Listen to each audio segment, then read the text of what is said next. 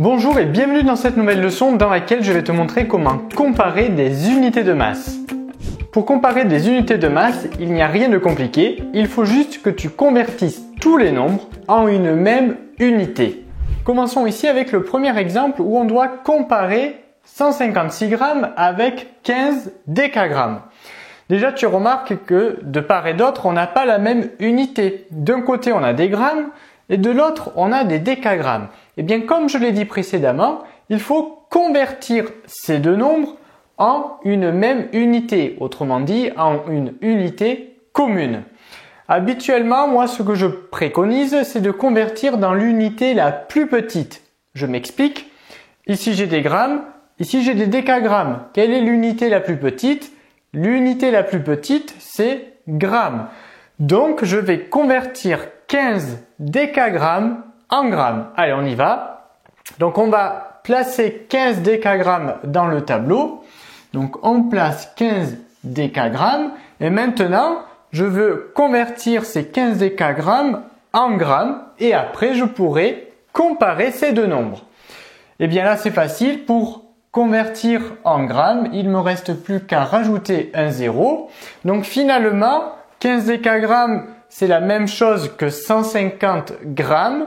Donc, je compare en fait le nombre 156 avec le nombre 150. Alors, si j'ai envie, pour bien comprendre avec ce premier exemple, je me note dans un coin la conversion. Donc, 15 décagrammes, on a dit que c'était donc 150 grammes. Et maintenant, je peux comparer parce que je compare d'un côté des grammes et de l'autre côté, je compare aussi avec des grammes. C'est comme si tu voulais comparer des carottes avec des navets. C'est pas possible. Il faut que l'on parle de la même chose. C'est pour ça qu'on convertit les nombres en une seule et même unité. Donc maintenant, tu l'as compris. On compare 156 grammes avec 150 grammes. Quel est le nombre le plus grand? Eh bien, 156. Donc, je mets le signe plus grand que 156 grammes et plus grand que 150 grammes. Ici, c'était écrit 15 décagrammes. Allez, on continue avec l'exemple suivant et tu vas voir qu'après, lorsque l'on a compris la technique, eh bien, c'est très rapide. On va comparer ici des décagrammes avec des centigrammes. Donc, il faut convertir un des deux nombres. Comme je l'ai dit précédemment, moi, je préfère en tout cas convertir vers l'unité la plus petite. Ici, l'unité la plus petite, c'est centigrammes. Donc, je vais convertir ces 59,3 décagrammes en centigrammes. Allez, c'est ce qu'on va faire. Donc là, juste, on fait bien attention que lorsqu'on place ce nombre dans le tableau, c'est le 9 qui est le chiffre des unités et c'est ce chiffre-là qui doit aller dans la colonne décagrammes. Donc le 9, lui, il va là et ensuite, je peux compléter mon nombre comme ceci. Voilà. Et donc, je vais convertir ces 59,3 décagrammes en centigrammes. Donc la virgule, elle va se retrouver dans la colonne des centigrammes, au fond de la colonne centigrammes. Du coup, je complète par des zéros.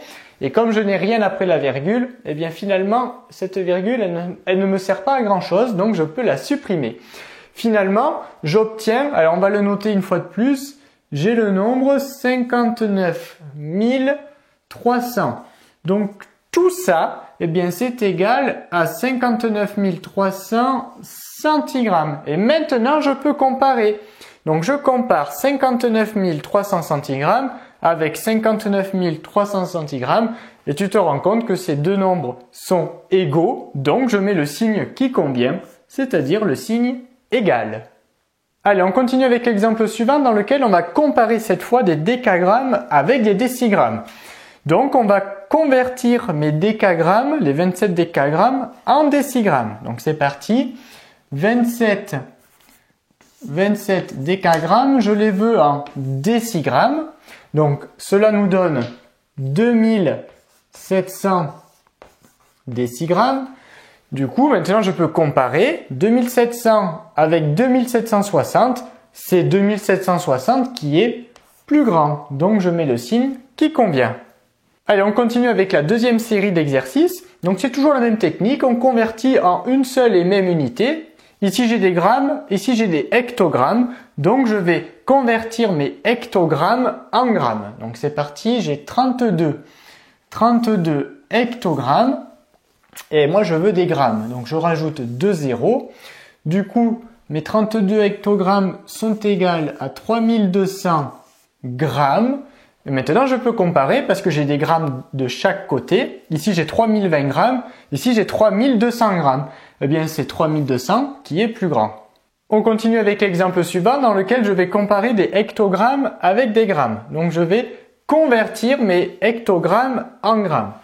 Donc ici, j'ai 35 hectogrammes et je les veux en grammes. Cela me donne 3500 grammes. Là, j'ai 3500 grammes et là, j'ai également 3500 grammes. Donc, ces deux nombres sont égaux. Je mets donc le signe égal.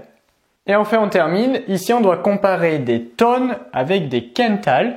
Donc, je vais convertir mes tonnes en quintals. Donc, j'ai 3 tonnes. Donc, on remonte ici au tableau.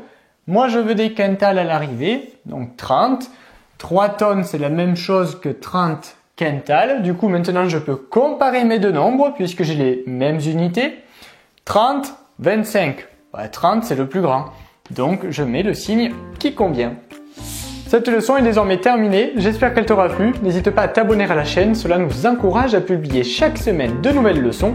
Et on te dit à très vite dans une autre vidéo de Petit Savoir.